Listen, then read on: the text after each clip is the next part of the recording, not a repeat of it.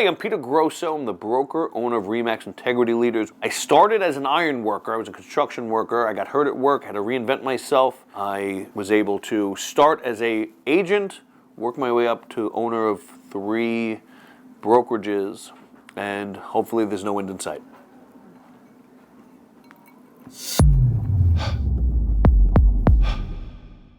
Hey everybody, John Hayes, LI Home Buy. I buy houses all over Long Island.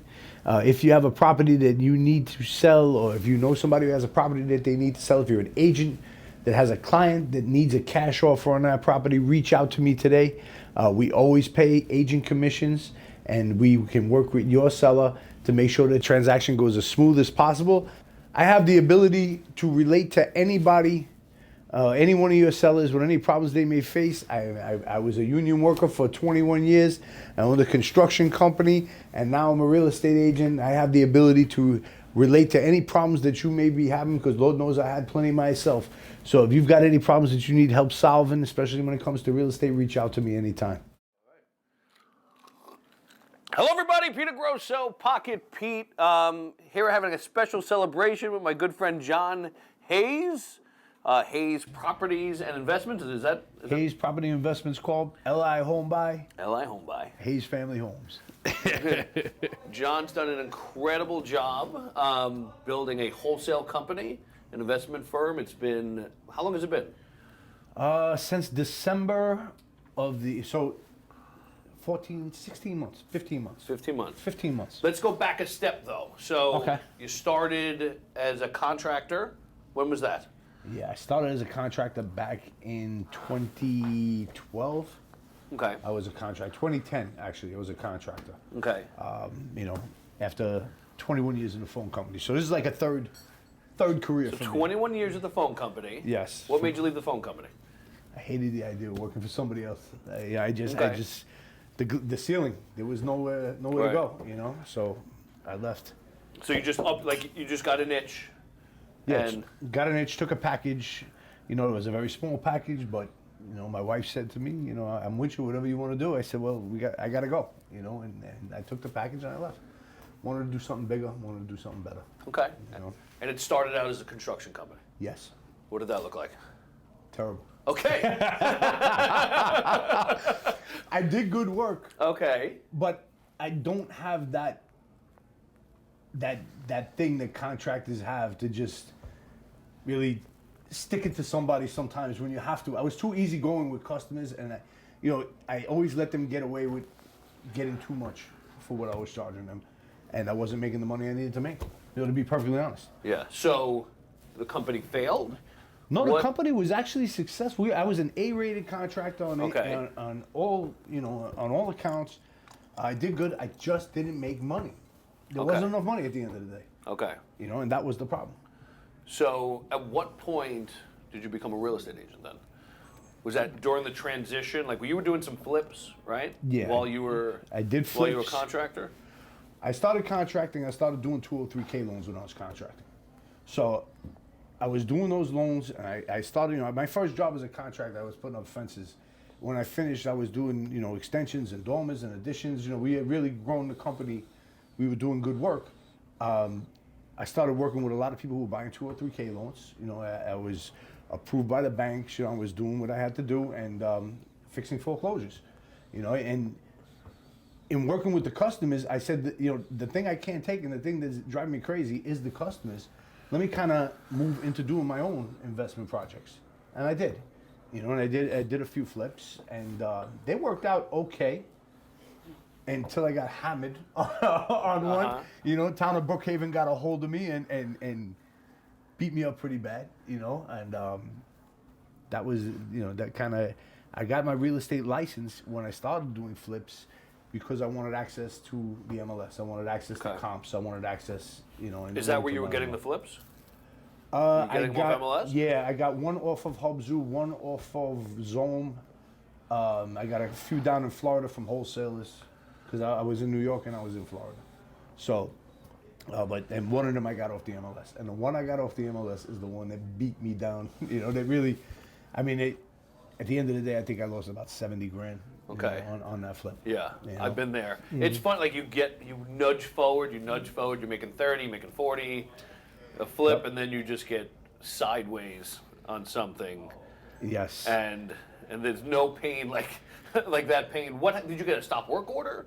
Is that what happened? You had a hard money loan? No, I have a private investor that funds Okay. my deals, and we're still good with it. I'm proud to say he's always gotten every dime he was supposed to get. I never, I never did anything to jeopardize that relationship. So I still use him to this day.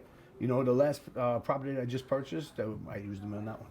So, but what happened was, I bought this house. I had a big ego because we were doing construction. Okay. I figured we could handle it. I decided to do. Oh my lunch. I decided to do an addition on the property. Okay. Town of Brookhaven got involved. I had 2 houses I was flipping in Florida and 1 I was flipping up here at the time. And to be perfectly honest, I was too big for my bridges and I ran out of money. And when you have 3 houses going at the same time, you don't have enough money for the renovations. And then on top of that, the town of Brookhaven was hitting me for failed inspections, for this, and that. I had a very difficult inspector over there. Very difficult. They sent in the plumbing inspector was killing me. It was just one thing after another. Sometimes you get to that situation where nothing seems to work right. Yeah. That was the situation. So I was caught between 3 houses. And I finished them all. I sold them all. Everybody got paid. At the end of the day, I didn't. But everybody else got paid at the end of the day. And, we move on. Life goes on. But at that time, that's when I came to you. I had my real estate license for about a year before I came to Remax. So when I came to you, I was at a point where I needed to make money selling houses because every commission check I got was going straight into my flip houses. So it was like I had to keep it going. And thankfully, I had a good run there. I made some money selling real estate. And my wife, God bless her, I'm out selling real estate, running around with buyers, which anybody in real estate will tell you is a lot of work. Mm-hmm. And my wife is in our flip house painting and working. You know what I mean? My wife gets in the trenches, so she was in there working and painting, and through a team effort, we got out of it. That's amazing. Yeah. So yeah, you were hustling for a long time. How long when you joined, when you and I sat down, and if I remember correctly, you reminded me of this. You called me and you said, "Are you taking on new agents?" And I said something like, "Depends if I like you." Exactly. I was in a small boutique real estate, and I wasn't growing there. And I asked about wholesaling there. I asked about contract vendee. Yeah. And they're like It was looking at me like, foreign language. And Yeah. so I said, what? If you got to sell, because at that time, I had a gun to my head. I had to finish these houses. Yeah. So I said, if you're going to sell real estate, go where I live, go where the biggest names are. You know what I mean? Go so you can kind of get some knowledge from the best Right. who are doing it. And that's why I came down to Remax. I called you and I said, can I come down? I would like to be an agent. And are you taking on new agents? You said maybe. Depends. Right. Definitely. But lo and behold, it worked out. Yeah. Thankfully. Yeah. So you spent about 6-7 months working like in the retail market. I think longer than that. Yeah. Longer, yeah. Probably about a year and a half almost. Yeah. Working because I've been there 3 years now. And I've been wholesaling for almost a year and a half. So Okay, so you've spent for about a year and a half. Yeah. Yeah. Running buyers. Yeah. And then we talked about your business plan. Yes. You were sick and tired of, I think what you said to me was, I've been trying to be you and I'm not you. Yeah. Right? You were shooting some videos and doing some stuff that didn't feel quite right. Nah, it was killing me to get in front of that camera and to make Okay. those videos and to do those things. It just wasn't me. Yeah. And it was hard for me to kind of figure which way to go. Right. I know what I am. I'm a hustler. That's what I've always been. So I had to find my way to go. Right. And that wasn't it. Yeah. That wasn't it. So you knew, and you've tried you had been wholesaling, you've been flipping, and it just kept calling you back, right? Is Yeah. that what you're saying? Well, I got interested in wholesaling a long time before I actually started wholesaling. I fell victim to the philosophy that a lot of people fall victim to say that wholesaling works in Texas, it works in Florida, it works here, but it doesn't work in New York. Long Island, it doesn't work. The truth of the matter is it works better here than it does in other places. It's just harder. Yeah. You know, there's more hoops to jump through. There's 3 attorneys on every transaction. It's a lot of problems that arise. It's not like Florida where there's no attorneys. Where you make a deal, you go to the title company and close it. Right. So I was under the impression that I couldn't do wholesaling here. Took a few shots at it, sent out some things to try and get some leads, got a few leads, went on some well, not listing appointments, but Yeah. seller appointments, Yeah. and didn't make the deal. Couldn't make the deal. You know, I'm going there because you follow some of these people online. I'm going there because I'm new. I'm real green to the business, and I got a contract in my folder, and I'm over there waiting, and people looking at me like, what the hell is wrong with you? You know, you don't do it that way here. Right. Right? And that was the thing, and I was a victim to that you couldn't. I had that mentality that it couldn't be done in New York. Right. And the truth is, though, hopefully you agree with me. The bigger the problems, the more money you make. Right. So it's actually, in a lot of ways, good that the problems are larger. Yes. Because in a lot of ways, the checks can be larger. Right. More money, more problems. Yeah. The thing is that if the people wholesale, that are willing to sell their house to you as a wholesaler, or whether you're a buyer, and I want to make clear that I wholesale properties, but at the end of the day, I will buy it. Yeah. If I can't wholesale it, I will buy it. Right. Right. But the people that would sell you these houses, they have to have a problem. If they don't have a problem, why would they sell it to you? Right. Why do they need a cash buyer? They have to have a problem, and if you can't solve the problems, you're in the wrong business. Yeah. Yeah, really. And you've been solving some serious problems. Yes. It's been a number of problems. Yeah. We've had probably 50 phone calls about several things that have come up that's been wild, and some of the best stories I think. Absolutely. Yeah, that I've heard. So you learned what? What did you learn from like the first round of wholesaling to like jumping back in? What made you jump back in when you had so many problems the first time? What made me jump back in was the fact that there's other people here doing it that I realized from, just the contacts in the real estate industry and seeing what people are up to, and B, I knew I couldn't run buyers forever, and the agent thing, I have so much respect for any real estate agent in this business. It's the hardest job in the world. It really is. And I was saying that it just wasn't me. Right. Not that I can't be a listing agent. I can and have, and I can enjoy that. But I was looking for something more. I like challenges. I like problems. I like dealing with that type of thing. Right. And also, I needed that. There's a saying in wholesaling, all it takes is one deal. That's the saying, one deal. Right. Right? And I needed that one deal because I had to get it, I had to start moving forward in a big way. Right. So I needed that one deal, and I went after it. Yeah. And fast. You feel like your age and like not starting later, but like being, I guess you're 50. You're 50. I'm 50 now. When I started wholesale, I was 48. The end of my 48th year. Yeah. So Yep. you feel like you started wholesaling to accelerate where you wanted to be at 60. Is that the idea? Yeah. I have 3 kids. I have a wife. I had a daughter in college. And I had bills to pay. So I also know that I need to put down some sort of retirement because the retirement I have left from the phone company is not going to take care of me when I get older. Right. And even if it did, it's not the lifestyle I want. Right. So I needed to go and just put my head down and plow ahead. Plow straight ahead, come with me, and deal with whatever came of that. Yeah. So that's what I did. Yeah. So early on, you picked up some land. You picked up some occupied rentals, right? That Actually, my first deal that I did was unoccupied. It was a house in Shirley. It was unoccupied, and it had problems, and that was the first deal I did, and we did really good on that deal. It took a while to put into contract. It was one of those things where they said no, our numbers were, we were probably, they were double what I was willing to pay for the property, double. So at that point, we kind of stopped talking a little bit, but you got to keep following up with these people, even if they hang up on you. Right. And eventually, I was dealing with the mother and the father, and eventually the son got involved, and he said, "Look, we got to get rid of this house. We want to make a deal." And that was my first deal.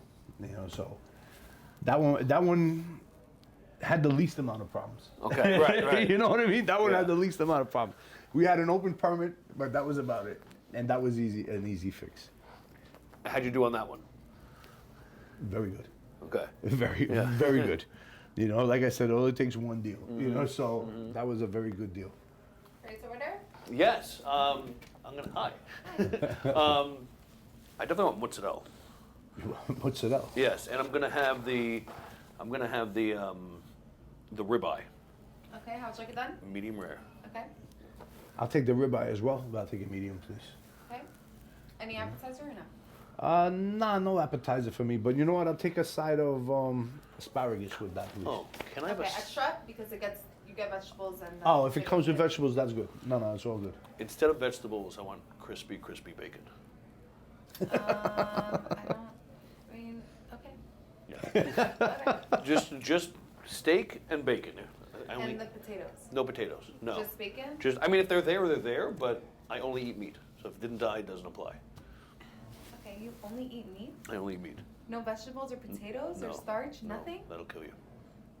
Vegetables? Yeah. Vegetables will not kill you. We will see. Why would it kill you? It's my diet. It's all meat. Really? Yeah. No bread? No bread. No pasta? No pasta. Marinara sauce? Bacon. So 2 ribeyes, medium rare, medium, tomato and mozzarella to start, and just bacon for And you. bacon. And no potato. Or Thank you. You're welcome. So, all right. So you had your first couple, right? Right. Yes. You're getting a flow Yes. on what you're doing. How are you getting your deals? Are you networking? Are you're connecting with agents? Are you connecting Yes. with how does a wholesaler be a wholesaler? Or how does somebody reach you who do you reach out to get a deal?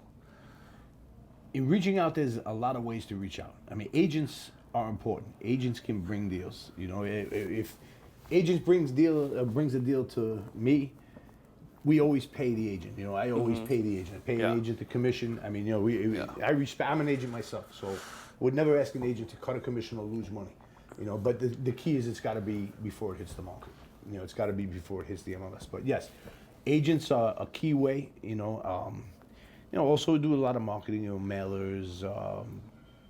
Cold calling. Cold calling is a big thing. You know, so anything. You know, it's just a matter of just consistency in what you're doing. Right. Just got to keep doing it. You know? Right.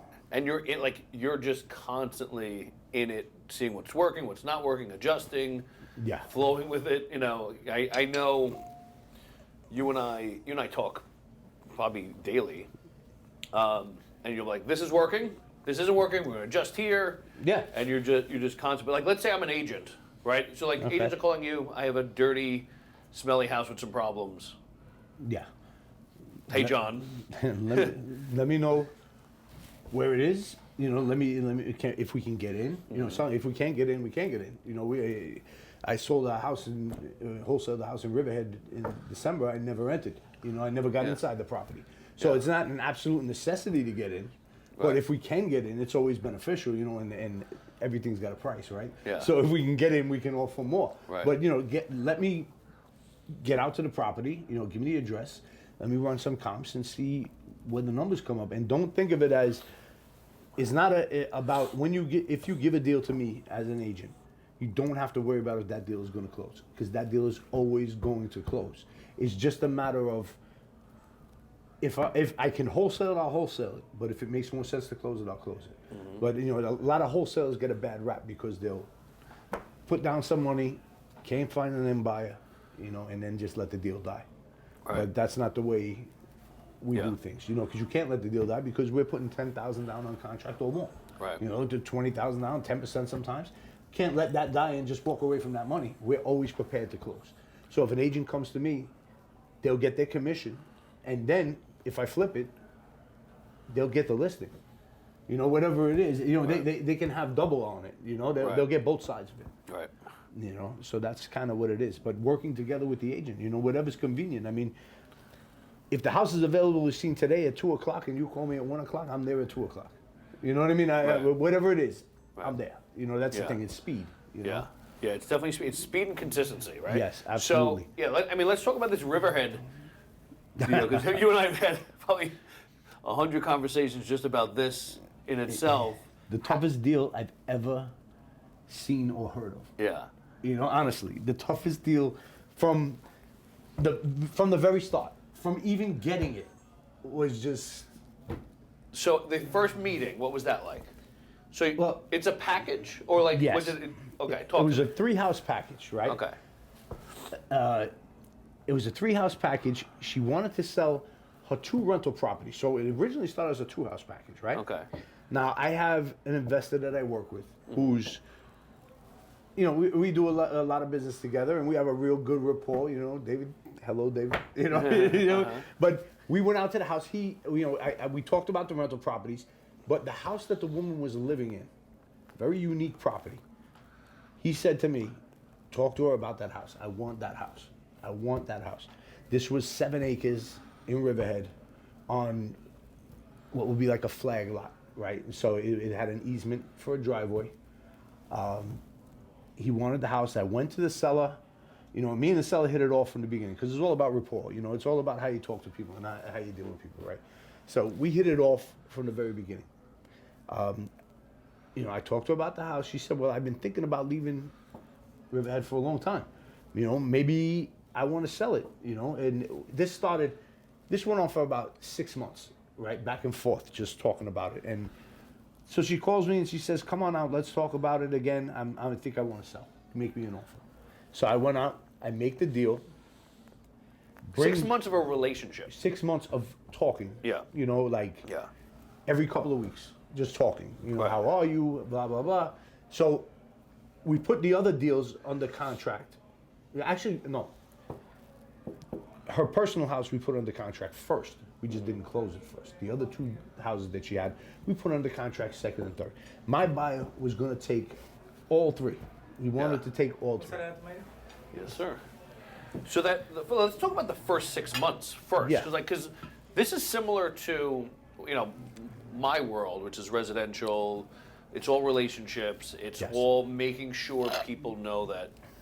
Obviously, you have your interests because you have to earn a living, you got to feed your family, you got to take care of yourself, but you care about their problems. Yes. You want to find a solution for them is a solution for you, right? Yeah, and you got to be genuine. Yeah.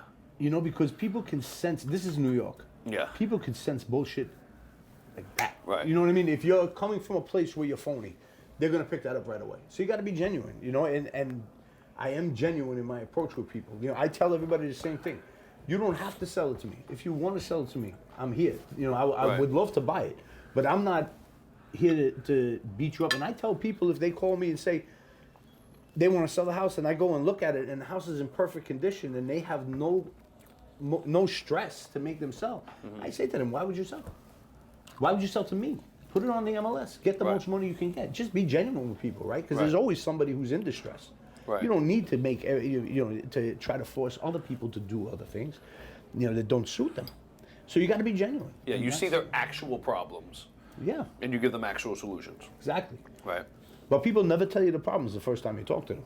Everybody is doing very well financially. Right. Houses are perfect when you first have that conversation. Right. And you got to you got to build that rapport. Mm-hmm. Once they let their guard down and trust you, they'll tell you what's going on. Right. And then you can be of assistance to them. That's kind of how it works for me, anyway. So her problems were they financial? They were just like she needed Her problems were not financial in any way, shape, or form. Her 2 properties that were her investment properties were both occupied, and she wanted to sell them. That in and of itself can be difficult sometimes for people to list on the MLS. Access is a problem. Like I said, one of the houses, I never got into it. I never went physically into the property, but I sold it. Right. You know what I mean? I bought it and I sold it. So that was one of her problems. Her problems were never financial. The problems arose with the property, her main property, and the title search results. Okay. That's where it started, and it just went from there. It escalated from there. Well, let's talk about her property because I was out to the property. You were there. I petted a horse or 2. Yes, horses and goats and parrots and just I told her she should have a reality show because it really was something special out there. But the property itself, I was a little bit afraid of because 7.1 acres needed a lot of work. Not landscaped in any way, shape, or form. All right, it needed a lot of work. Could not be subdivided because the easement going to the property is about a half a mile long or 3/4 of a mile driveway. Was only 16 feet wide. Was not wide enough to make those lots subdividable to build separate residences. There was not enough room for cars to come up. So I went after it because my investor said to me he wants it. So I said, okay, well, I'll go after it. So I went up and I made a deal with the seller, knowing that it was a very particular property to sell. It was difficult, but I thought that it was already gone, already sold. Go and get it, put it under contract, bring my investor up, and he calls me about 2 weeks later. He goes, John, I'm sorry. I said, what happened? I can't do it. I said, you can't do it. You kidding? You're the only reason I got it. I can't do it. So that was the first problem. I was there with it, saying to myself, now I got a property that I know needs it. I was never worried if it would sell. I was worried about how long it would take to find the buyer. Because when you take a property like that, that's running nearly $800,000, the holding costs are high, right? So, and you saw the property. That property was not very desirable. It was not in the state that it was. Yeah. Okay, so I was concerned about that, but I got stuck holding the bag because he didn't take it. Right. So now you have this property under contract. Yes. That you don't know what to do with. What was her goal? What did she want out of her life? She wanted to relocate. She's on a 7-acre farm. She wanted to relocate to a 200-acre piece of property somewhere upstate New York. Okay. So I said to her, because after talking to her, we became very friendly. I said to her, look, I'm an agent on Long Island, but if I can find you a property upstate New York, if I can find you that property that you want, I'll go the extra mile. We'll get it done. If that's what you want, we'll get it done. We'll make it happen. So you had to find a buyer for her property. Yes. Find her a property, a farm. Yes. Upstate. Yes. Okay, and then offload her other properties. Yes. Right. Yes. And time it all. Within 3 months. Within 3 months. Yes. Okay. Yes. So that's what we did. So as we went to the and I put her main house under contract. Then I put her second house under contract and her third house under contract. So now I got 3 properties under contract. Okay. I had no problem selling the second one. Very, very, very quick and easy transaction. The third one, she kind of pulled out of that last minute. She said to me, I'm a little bit worried about selling this property right now. I don't want to sell it. Again, it's whatever's in the best interest of her, right? Of the seller, in this case, her. So I said, okay, we're fine there. But I went online and began trying to find a 200-acre farm somewhere upstate. Didn't really know where to start. Not really my expertise. I don't know too much about that, but value is value. You run your comps, you look at what it is or whatever. So we eventually found a place way upstate, about 4 hours from here. Okay. Up in New York, and she liked the place, seemed to work for her, so that was what she wanted. All right, and that came with its own set of problems. It came with its own set of problems, aside from the one in Riverhead. Like what? What are the problems? First, we were dealing with a seller who upstate was a cranky old farmer. Okay. Kind of a bully. She's a single woman. She's got kids, but she's by herself, and he was kind of a bully. So I had to go with her, make sure. She said, John, please don't leave me alone with him. Don't let him talk to me any kind of way, because we had to go up. First, we had to negotiate for the farm. Then we had to negotiate for 50 head of cattle and 300 sheep, and then farm equipment. So you're negotiating house price, Yes. sheep heads, Yes. and cattle heads. Yes. Everything. Okay. How do you value a sheep? It goes down to where they're from, their bloodlines, whether the records that the farmer keeps, where he's allowed to sell them.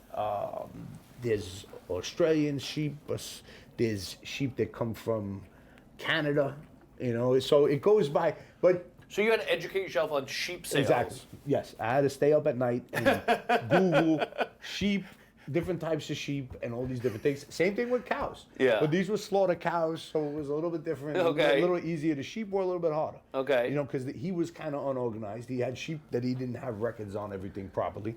So, So you didn't have, certain sheep didn't have their VIN numbers? yeah, they need VIN numbers. Exactly. really need VIN numbers? Well, think of it this way: they're food, right?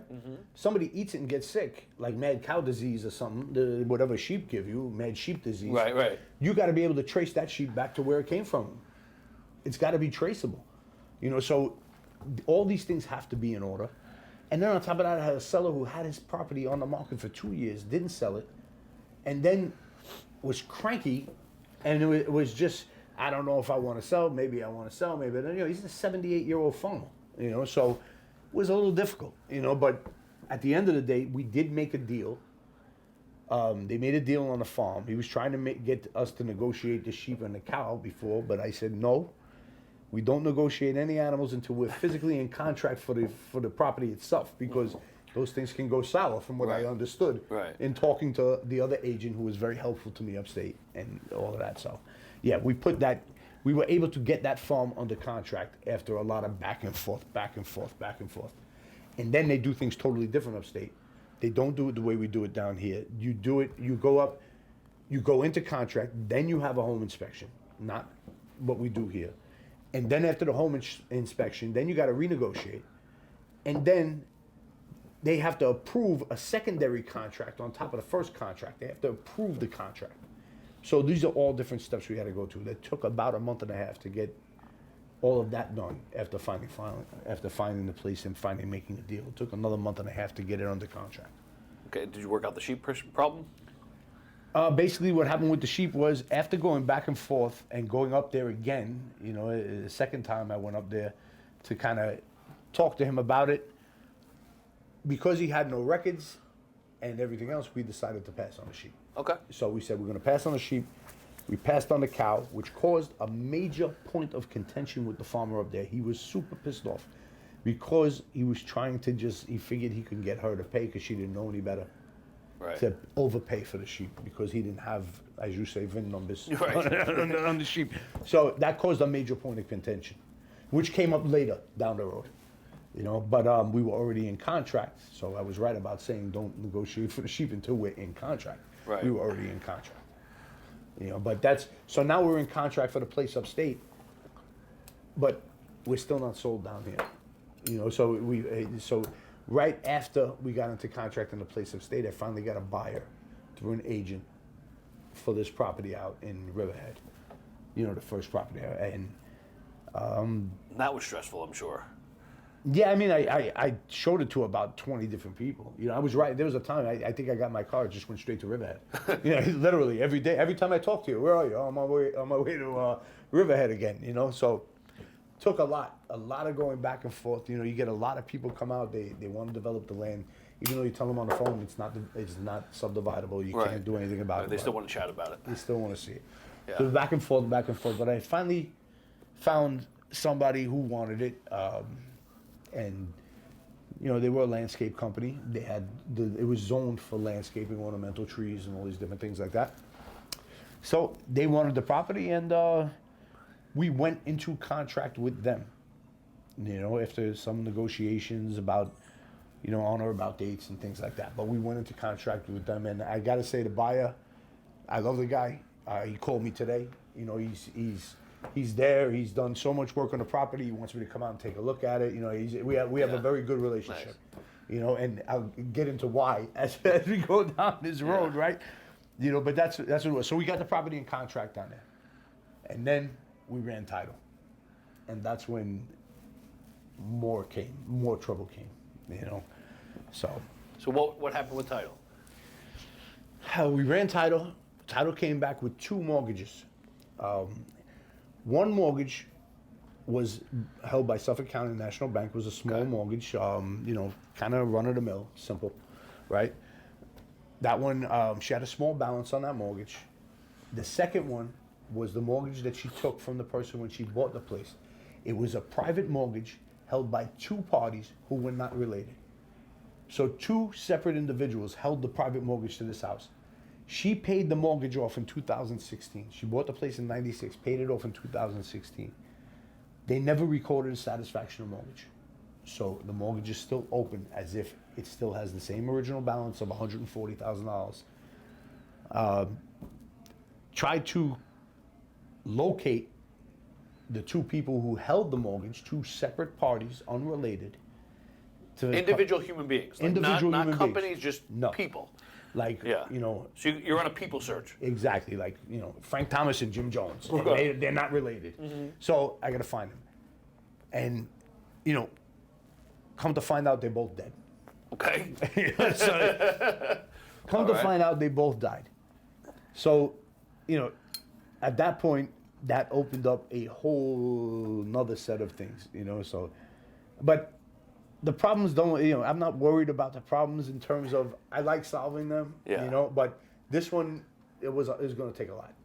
And, thankfully, Vinny, over at Land's Yeah. End, title company, I told Vinny, I said, listen, just tell me what we have to do and I'll do it. Just tell me what you need.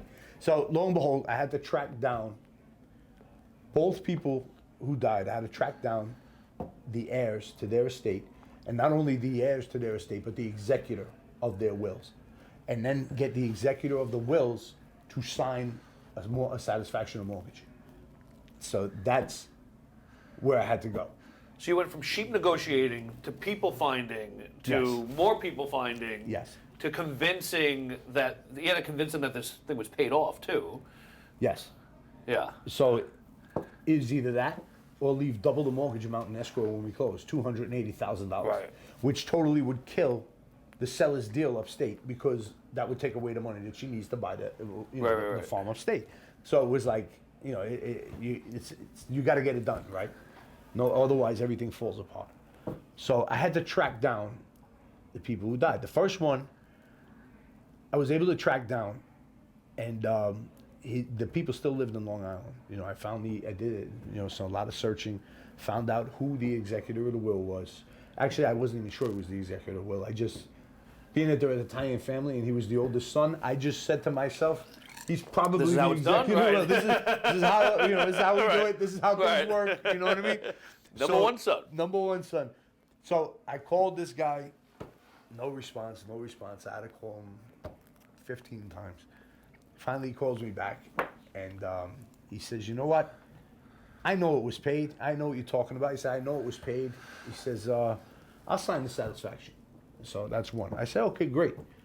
I'll get it sent out to you immediately. I said, you know what? I can even drive to you, and we'll sign it. I'll bring a notary. We'll sign it together, and you're done. Nothing for you to do. Right. No, send it to me. I want to run it by my attorney. I said, okay. We send them out the satisfaction. He had that satisfaction for 2 months, a month and a half. Every time. Now you're sweating. I'm sweating. I call Yeah. him. Did you sign it? No, I was sick. Did you sign it? No, it's Christmas. Did you sign it? I'm going to get to it. Did you sign it? And you got to bite your tongue. I want to say to the guy, listen, you Yeah. sign that friggin' paper. Right. What are you doing?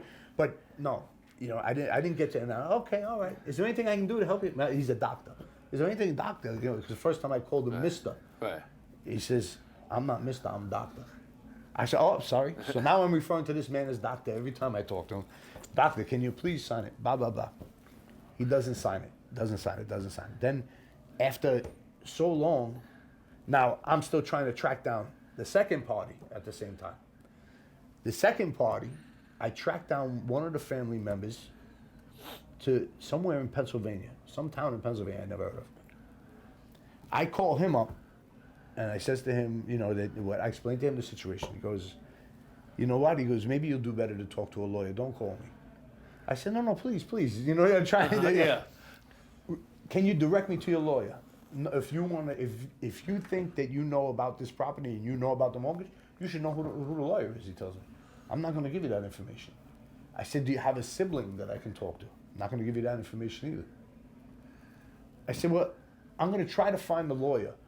If I can't find a lawyer, can I call you back? Yeah, you could call me back. Last phone call I ever had, he never took my calls again. His wife would answer the phone. He's busy. He's not coming to the phone. So dead end, right? He acknowledged that he was the son. He acknowledged that his mother held the mortgage. Right. But refused to cooperate in any way, shape, or form. Dead end. Right? So I got to go back to the drawing board with that. So I start Googling the lady on that side who held the mortgage. Track her down.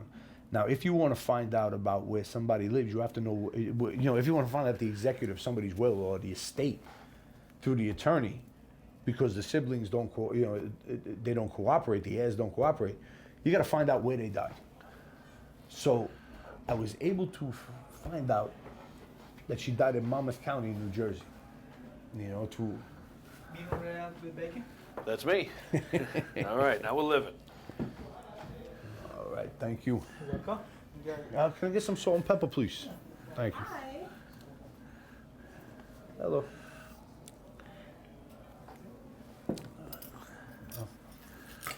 This thing is smoking. Yeah.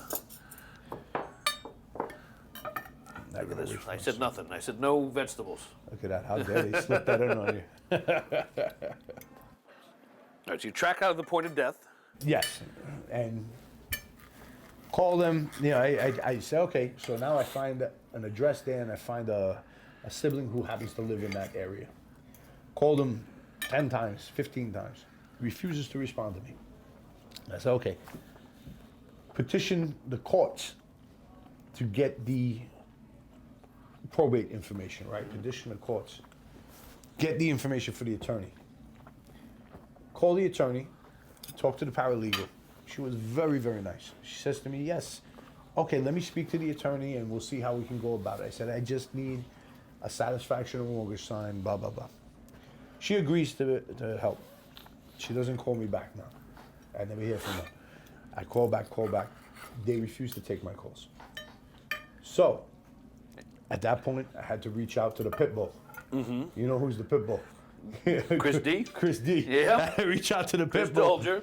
And talk to Chris. I said, listen, do me a favor. I know it's above and beyond your role here, but can you, because attorneys sometimes will talk to other attorneys, but they won't talk to regular people, right?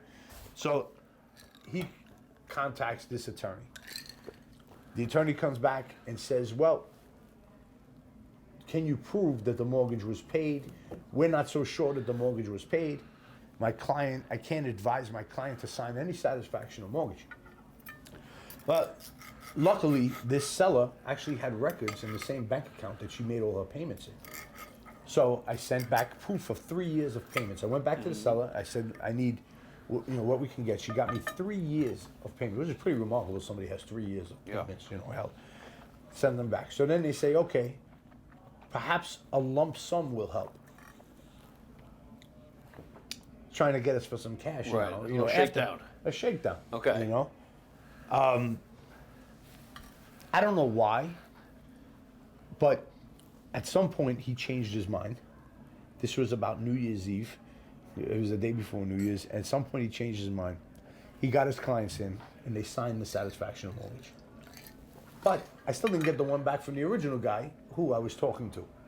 And everyone's stressing, right? The buyers want to buy.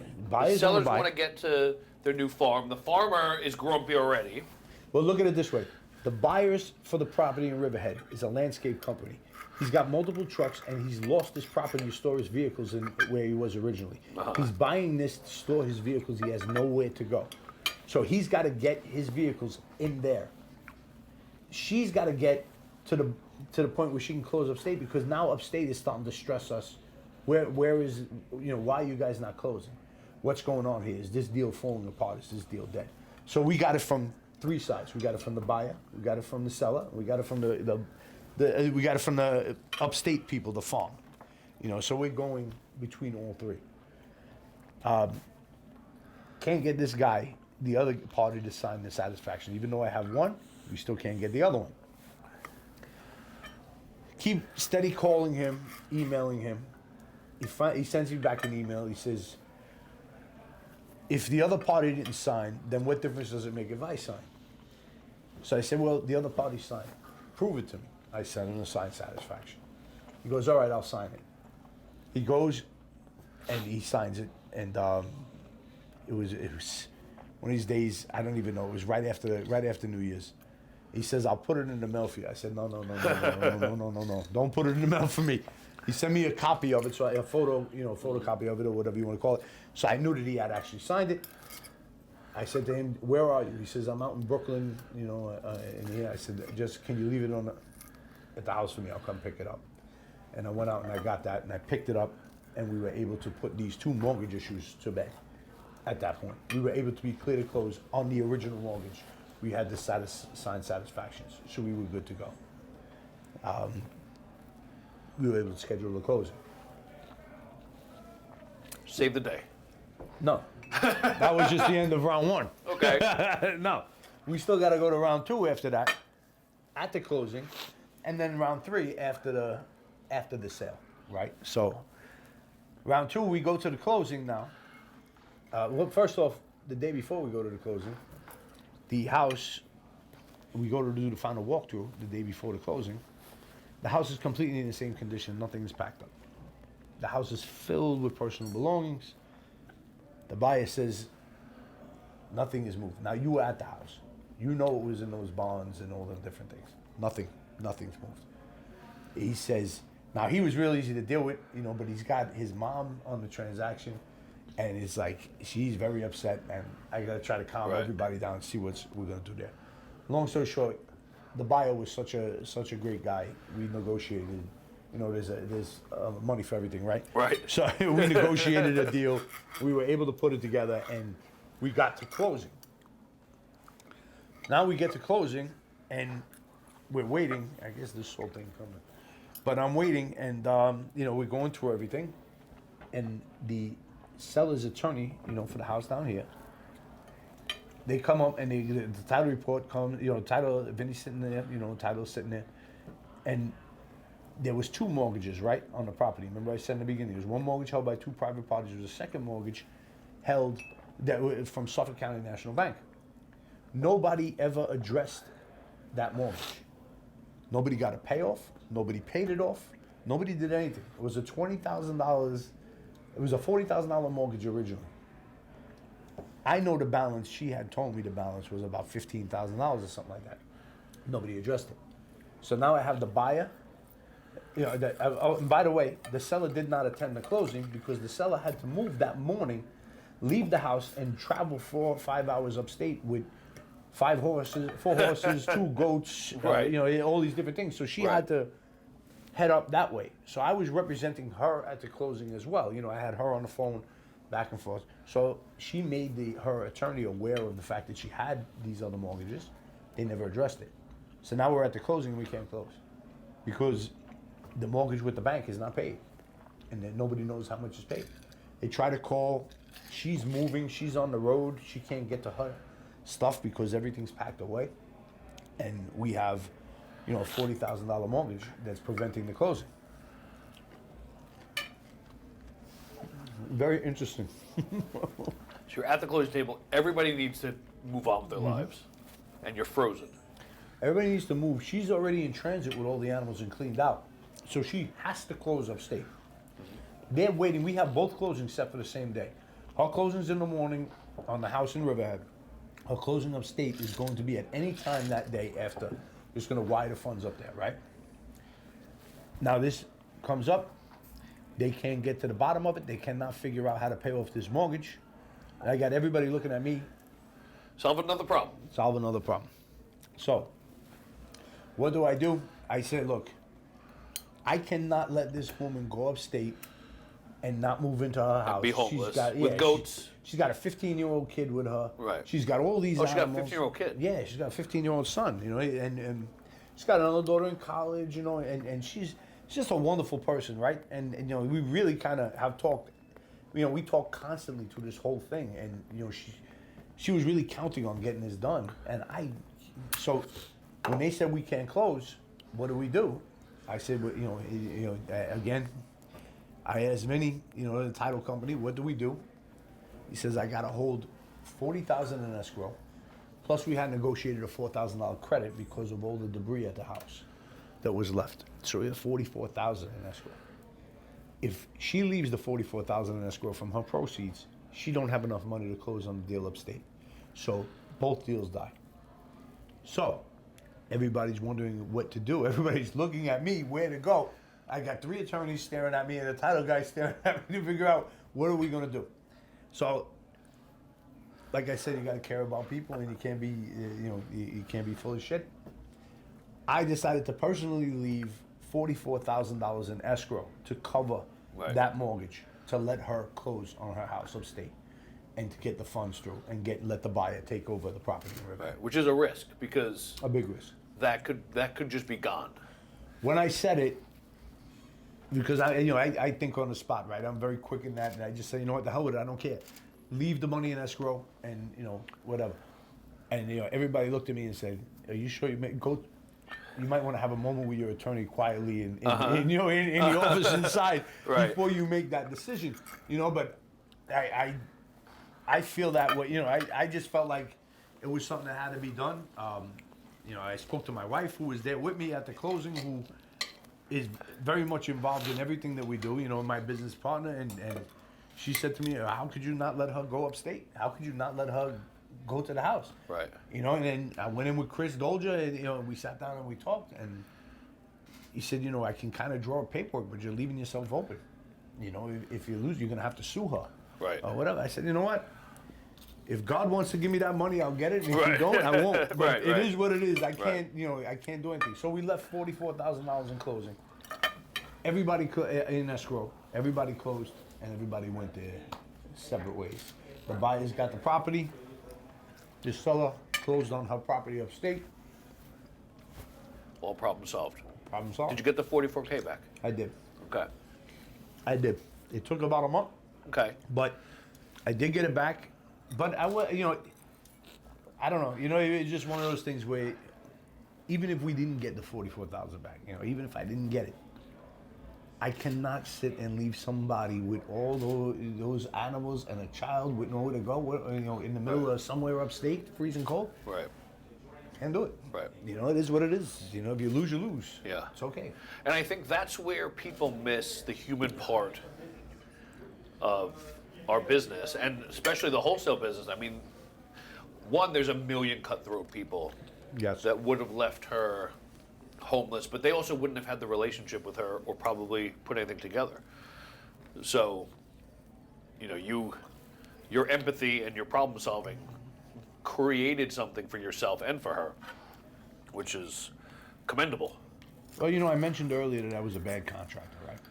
I was a bad contractor because I didn't have that cutthroat thing. People. I have empathy for people. I respect people's position. I respect people, and people will take advantage of that. No doubt. But in that regard, I just couldn't be that cutthroat contractor. That you see. That abrupt guy. It wasn't me. But in this business, it serves me well because people appreciate that. People care. I still talk to that seller a couple times, 2-3 times a week. I still talk to the buyer. He calls me constantly. He wants me to come out and take a look at the property and see what he's done. I have a relationship with these people because they respect what I did. When I got up from that closing table, when I left that money in escrow, the buyer came over and hugged me and thanked me because he was in a jam. Right. He had to get his vehicles out of where he lived. He knows that I took a risk there, but it had to be done. There was no way not to do it. And it's just the way it is. That's an incredible story. Yeah, I mean, you have to have heart. You got to have a heart in any business. There's good and bad in any business, but wholesalers particularly get a bad rap, because they feel that we take advantage of people or things like that. We don't take advantage of people. People have situations. This seller told me that if it wasn't for you, with all the stuff that went on, I'd never be where I am today. Never. So, and that's where it counts. That's where you feel good. I mean, I'm not gonna lie. The money's good. Yeah. You know what I mean? I gotta live. I got kids and a wife. Right. But Right. You got steaks to eat. Right. But yeah, but that was problem 2 or 3. I don't even know where we are now. And then we had problem 4, which It was very interesting. So, I don't know if this ever happened to you before, Pete, but I've heard people say, I've heard people say, other people say that it never happened to them before. We had a final walkthrough on the farm upstate where she was moving. We got a final walkthrough over the day, albeit a virtual final walkthrough. The other agent, because it was 4 hours away, she went to the house and made sure that the seller was out. We were on FaceTime, videos, pictures. Everything was gone. The house was empty. The seller left. She gets up there about 7 o'clock at night with all these animals and everything else. The seller of the house in Riverhead. She gets upstate, and she's ready to go. She goes to the barns, because it's a big, you're talking about 200 acres, right? So the barns are far from the house. She goes to the barns. She unloads the horses into a couple of the barns. She goes up to the main house. She calls me, John. The owners are still in the house. I said, what are you talking about? They're in the house. This is at 7, 8 o'clock at night. What do you mean they're in the house? They're still in the house. I said, they can't be. I said, maybe they forgot something. They went back down. We already negotiated that they would leave the front door open because it's Cowtown up there. There's nobody up there. Leave the front door with the keys on the counter. It was already done. The attorneys confirmed everything closed. Everything was done. He's in the house. I said, you gotta be kidding me. I said, go up there and see. Go knock on the door or go inside. She goes inside. He says he didn't get his money and he's not leaving. He moved his stuff back in the house. He moved mattresses, he moved clothing, he moved food back in the house. Took it out of where he had it stored and went back in the house. Said that he didn't get paid. Now I got her up there with a 15-year-old son, all these different animals. It's now 8:30 at night and it's like 5 degrees up there. And she's got nowhere to go and he refuses to leave. So I called the attorney who represented her in the transaction, let him know. I got the craziest text back from an attorney I have ever seen in my lifetime. I'm sympathetic towards the guy. Apparently he's got problems, but he texts me back, call the police or call the agent, but don't call me. There's nothing I can do. This guy's been from beginning. I'm tired. I'm not in my office. I'm not going back to my office. Don't bother me. I mean, So he is not a problem solver. No. Total opposite. Yeah. So what happened? I call the agent. She didn't answer. After 7 calls, she answers. His agent. She says, you got to be kidding me. What's going on? I said, he's still there. I'm going to call him now. Let me see what's happening. She calls him. He says he's not leaving. She calls me back and forth, about 5 phone calls. I said to, April, my client, I says, the only thing I can say to you is, you might have to call the police. I don't know. Maybe it would, because he was becoming aggressive. Yeah. I said, maybe it might be the only thing. I tried to talk to him. He wouldn't talk to me. She calls the police. The police come, and naturally, we know the police can't do anything. Possession is 9/10 of the law, right? You can't get somebody out of a house without evicting them if they hang out and they're holdovers. He refuses to leave. I call back the agent for his agent upstate. We're still going back and forth. She gets in touch with the guy's daughter. The guy's daughter comes up to the house. He says she'll come up to the house. She comes up to the house. What does she do when she gets there? She starts screaming at my client. How my client is this and that and the other thing, and they're not leaving and blah, blah, blah. She went inside. So this is now it's 11:30 at night. This has been going on for 4.5 hours at this point. Thankfully, after multiple phone calls with the agent and everything else, somebody convinced the guy to leave. I don't know who. And the guy agreed to leave. By the time he left, it was midnight. He got out of the house and he left, and my client was able to take possession. And that was, we would think, the final straw. But come to find out, he was so angry because she didn't buy the sheep and the cows that he was being as This vindictive. is sheep spite. Yeah, it's spite for a friggin' animal, for a farm animal.